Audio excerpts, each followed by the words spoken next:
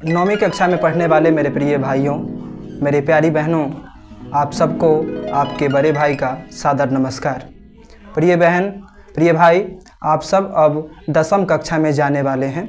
9वीं कक्षा में आप हैं, इसके लिए शुरुआत में मैंने आपका अभिवादन किया, मगर अब 9वीं कक्षा से आप लोग 10वीं कक्षा में प्रवेश करने वाले हैं और बहुत जल्द आप लोग प्रवेश कर जाएंगे। अभी 10वीं कक्षा में जो बच्चे पढ़ रहे हैं उनकी परीक्षा में महज 2.5 महीने शेष है कहीं ना कहीं, है ना। तो उनके मन में अभी क्या उधेड़-बुन चल रहा होगा कि मैं परीक्षा की तैयारी कैसे करूं, अब मेरे पास कम ही समय शेष है। तो जो चिंता अभी उनके मन में अभी चल रही है, ठीक यही चिंता आपके मन में 1 वर्ष के बाद आपके मन में भी इस वक्त चल रही होगी, है ना। अभी नवंबर माह है और अगले वर्ष का जो नवंबर माह होगा उस चिंता में आप भी जी रहे होंगे, मगर चिंता पढ़ाई चिंता का विषय नहीं है। आप लोगों को चिंता नहीं करनी है बल्कि मेहनत करनी है। अभी हमारे पास, आपके पास 1 वर्ष का समय है ना। बिहार बोर्ड क्या करता है तो हमें 1 वर्ष का समय देता है ना। हमारे पास 1 वर्ष का समय है एक इतिहास रचने के लिए। 9वीं कक्षा तक के रिजल्ट का मूल्यांकन कोई भी नहीं करता है। 9वीं कक्षा तक हमने कौन सा परिणाम, किस श्रेणी से हम परीक्षा में उत्तीर्ण हुए, इससे न तो हमारे रिश्तेदारों को कोई मतलब होगा, न ही हमारे संबंधियों को और न ही हमारे आस पड़ोस के कोई लोगों को इस बात से मतलब होगा कि हमने 9वीं कक्षा में क्या किया, हमने 8वीं कक्षा में कितना परिणाम हासिल किया और कितना अंक हासिल किया। मगर यदि हम लोग 10वीं कक्षा में यदि कम अंक हासिल करते हैं अथवा हम लोग 10वीं कक्षा में यदि अनुत्तीर्ण हो जाते हैं, ईश्वर न करे कि जो कोई बच्चा अनुत्तीर्ण हो, सभी बच्चे सफल हों, मगर हमारा परिणाम यदि शानदार नहीं होता है, हमारा परिणाम यदि बेहतर नहीं होता है, तो इससे हमारे समाज के लोग भी हम पर गलत निगाहें डालते हैं, हम पर गलत टीका टिप्पणियां करते हैं। और गलत टीका टिप्पणियां न भी करें फिर भी कहीं ना कहीं हमारा भविष्य खुद भी कहीं ना कहीं प्रभावित होता है, क्योंकि अच्छा अंक बेहद ही मायने रखता है हमारे बेहतर भविष्य के लिए और हमारे परिवार के भविष्य के लिए। तो प्रिय बच्चों, आप सब 9वीं कक्षा में अभी हैं, मगर आप सब 10वीं कक्षा में जाने वाले हैं। तो 10वीं कक्षा में जाने वाले हैं तो इसमें भी चिंता की कोई बात नहीं है। पढ़ाई को एक तनाव में लेकर के जीना कहीं ना कहीं सही नहीं है। आपके पास 1 वर्ष का समय है। यदि आप इस 1 वर्ष में, हम लोगों को 365 दिन की मोहलत दी जाती है भगवान के द्वारा, ईश्वर के द्वारा हमें दी गई है मोहलत कि हम 365 दिन हमारे पास है। बिहार बोर्ड भी हमें 365 दिन देता है। अब यह हम पर निर्भर करता है कि हम इस 365 दिन का सदुपयोग करते हैं अथवा दुरुपयोग करते हैं। हमारे पास फ़ोन चलाने के लिए, हमारे पास इंस्टाग्राम पर रील स्क्रॉल करने के लिए हमें ज़िंदगी बहुत समय देगी, है ना। जब हम लोग सफल हो जाएंगे तो हम लोगों के मन में जो भी बातें होंगी उन बातों को, उन विचारों को हम लोग कह सकते हैं, कर सकते हैं। जो भी हमारी योजनाएं होंगी उन योजनाओं पर हम लोग खरे उतर सकते हैं। मगर पढ़ाई एक तपस्या है। इस तपस्या में जो भी तपता है वो आगे जा कर के सोने की तरह निखरता है ना। तो आपको इस 1 वर्ष अपने आप को समायोजित करके रखना होगा। आप लोगों को एक नियम सारणी बनाना होगा, एक समय सारणी आप लोग बनाइए कि किस समय में आपको कौन कौन सा विषय पढ़ना है।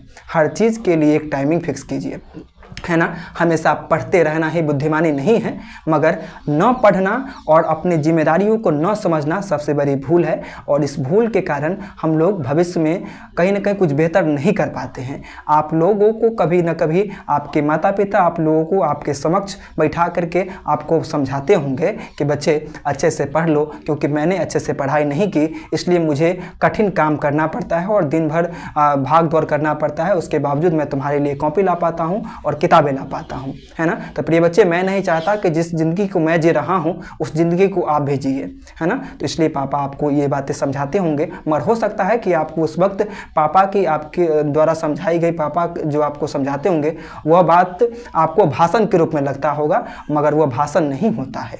वो हमारे पिता की आप बीती होती है, वो हमारी माँ की आप बीती होती है। क्योंकि हमारे माता पिता जो होते हैं उनके पास ज्ञान की बेशक कमी हो, उनके पास किताबी ज्ञान बेशक न हो, मगर उनको जिंदगी का ज्ञान जरूर होता है। यदि हमारे माता पिता आज गरीब हैं, उन्होंने शिक्षा हासिल नहीं की, इस कारण से उनकी स्थिति गरीब वाली रही, मगर कोई भी ऐसा पिता नहीं है जो कि यह चाहते हैं कि मेरा बच्चा पढ़ लिख करके कुछ बेहतर न करे। हर पिता चाहते हैं कि जब मेरी बेटी पढ़कर कुछ बेहतर करे, मेरे बेटे पढ़ लिख करके कुछ बेहतर करे, क्योंकि एक माता पिता की यही ख्वाहिश होती है कि उसके बच्चे जो हैं सो उससे भी 100 गुना ज़्यादा आगे जाएं। अब 2 शख्स हो गए, तीसरा शख्स बचे हमारे शिक्षक जो होते हैं, उनकी भी यही ख्वाहिश होती है। प्रिय बच्चों, आपको हो सकता है कि कभी आपके शिक्षक आपको डांटते होंगे, आपको प्रेम से समझाने की कोशिश भी करते होंगे, है ना। उनके मन में आपको डांटना और कहीं न कहीं आपको खड़े करवा करके कुछ कहना इस बात का घोतक नहीं है कि वो चाहते हैं कि आपकी बेइज्जती करना चाहते हैं। एक शिक्षक की कभी यह मंशा नहीं होती है कि मैं अपने छात्र को हतोत्साहित करूं, मैं अपनी छात्रा को हतोत्साहित करूं। उनकी यही दिली ख्वाहिश होती है कि मेरे बच्चे एक दिन सफलता के सर्वोच्च शिखर पर आसीन हों, ताकि जिस दिन मेरे बच्चे सफलता के सर्वोच्च शिखर पर आसीन होंगे उस दिन मेरा हृदय, मेरा सीना जो है सो गर्व से चौड़ा हो जाएगा। एक शिक्षक की यही दिली ख्वाहिश होती है। तो हम लोग इसलिए भी पढ़ते हैं ताकि हम लोग अपने माता पिता की ख्वाहिश को पूर्ण कर सके और अपनी ख्वाहिशों को पूर्ण कर सके और अपने शिक्षक को एक दिन गौरव का एहसास दिलवा सके। तो आप लोगों के पास 365 दिन का समय है। प्रिय बच्चों, आप सब अभी 9वीं कक्षा में हैं, मगर अपने आप को 10वीं कक्षा का छात्र माने, अपने आप को 10वीं कक्षा की छात्रा मान करके चले और हर दिन पढ़ें। तनाव में नहीं जीना है और अपने शिक्षक की बातों को दिल पर नहीं लेना है और न ही बुरा मानना है, न ही अपने माता पिता की बातों को बुरा मानना है। अपने माता पिता के संघर्ष को देखते हुए, अपने माता पिता को दुख को देखते हुए आप लोग पढ़िए। एक समय सारणी बनाइए। समय सारणी में इस बात का उल्लेख करना है कि आप लोग अपने सोने का, उठने का, है ना, और एक टाइमिंग फिक्स कीजिए और कब कौन सा विषय पढ़ना है इस बात की टाइमिंग फिक्स कीजिए। आप लोग यदि रात में देर से सोएंगे तो याद रखिए, यदि देर से सोएंगे तो देर से नींद भी खुलेगी। हमेशा सोने का टाइमिंग फिक्स हो, तो जब सोने का आपका टाइमिंग फिक्स होगा तो खुद ब खुद उठने का भी टाइमिंग फिक्स हो जाएगा, है ना। 4 बजे के बाद बिस्तर पर पड़े रहना एक विद्यार्थी का गुण नहीं होना चाहिए, है ना। चाहे मौसम ठंड का हो, मौसम गर्मी का हो, मौसम बरसात का हो, मौसम कोई भी हो, एक विद्यार्थी को सालों भर एक जैसा रूटीन रखना पड़ता है। घर में कोई त्यौहार हो, घर में कोई फंक्शन हो, किसी भी प्रकार का कोई आयोजन हो, उस आयोजन में भी एक विद्यार्थी के लिए छुट्टी की कोई नामो निशान नहीं होनी चाहिए। बेशक 2 घंटे हर दिन हम पढ़ते हैं, मगर त्यौहार वाले दिन एक ही दिन पढ़ें तो हम लोग पढ़ेंगे, तब जा करके हमारा कहीं ना कहीं तैयारी अंत तक समाप्त होगा। अभी 10वीं कक्षा में जो प्रिय बच्चे हैं, वो बच्चे कुछ एक बच्चे तनाव में जी रहे हैं। उनको ऐसा लग रहा है कि मेरी तैयारी कहीं ना कहीं अधूरी है ना। किस लिए अधूरी है? क्योंकि उन्होंने सालों भर मेहनत नहीं की। इस वीडियो को बनाने का मेरा मूल लक्ष्य यही है कि मैं आप सबको ये बताऊं कि अभी आपके पास जो समय है उस समय का हर दिन आप लोग उपयोग कीजिए, ताकि अंत समय में आपको खुद की तैयारी पर गर्व हो और आप जिस दिन परीक्षा देने जाएं उस दिन आपको अपने आप के ऊपर गर्व हो और आपको हर सवाल बनाना आता हो, है ना। तो हर दिन मेहनत से तैयारी कीजिए, समय सारणी के अनुसार पढ़िए। शिक्षक की बातों को दिल पर मत लीजिए। शिक्षक जो भी आपको समझाते हैं, जो भी आपको पढ़ाते हैं, उन विचारों को पढ़िए, उन बातों को अध्ययन कीजिए और कहीं ना कहीं अवलोकन कीजिए खुद से कि मुझे सबसे आगे निकलना है ना। और ज़रूरी नहीं है कि हर वक्त हम पढ़ते ही रहे, मगर हाँ, एक हमारा टाइमिंग फिक्स ज़रूर होना चाहिए हर कार्य के लिए, है ना। तभी जा कर के हम लोग बेहतर करेंगे। और आप लोग पढ़िए ताकि आप लोग अपने माता पिता के सपनों को साकार कर सकेंगे, आप लोग अपने सपनों को साकार कर सकेंगे।